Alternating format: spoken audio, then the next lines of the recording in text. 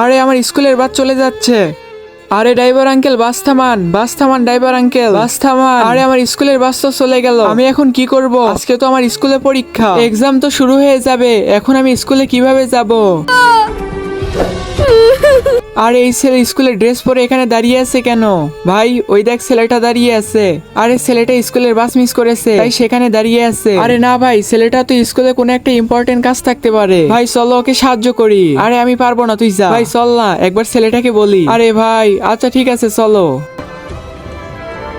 বেটা কি হয়েছে, দাঁড়িয়ে আছো কেন? ভাই আমার স্কুলের বাস চলে গেছে, কিন্তু আজকে আমার ইংলিশ পরীক্ষা, আমি এখন স্কুলে কিভাবে যাব? আমাকে তোমরা নিয়ে যাবে? চলো তোমাকে নিয়ে যাব, কিন্তু তোমার স্কুল কত দূর? ভাইয়া এই যে 5 কিলোমিটার দূরে। ঠিক আছে বেটা চলো।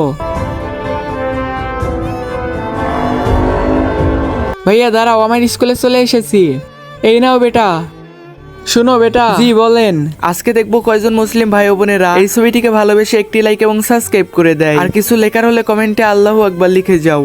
বেটা একটা কথা মনে রাখবে, প্রতিদিন তাড়াতাড়ি চলে আসবে। বাস মিস করলে তোমাকে কিভাবে আনবে? আমরা তো আজকে তোমায় নিয়ে এসেছিলাম, কিন্তু প্রতিদিন তো পাবে না। হ্যাঁ ভাইয়া আপনি ঠিক কথা বলছেন। হ্যাঁ বেটা ঠিক আছে, কালকে থেকে বাসের অপেক্ষা করবে না। তোমার বাবা মাদের বলবে যে তারা যেন তোমায় রেখে যায়। ঠিক আছে ভাইয়া, আমি বাসায় জানাবো। Thank you so much.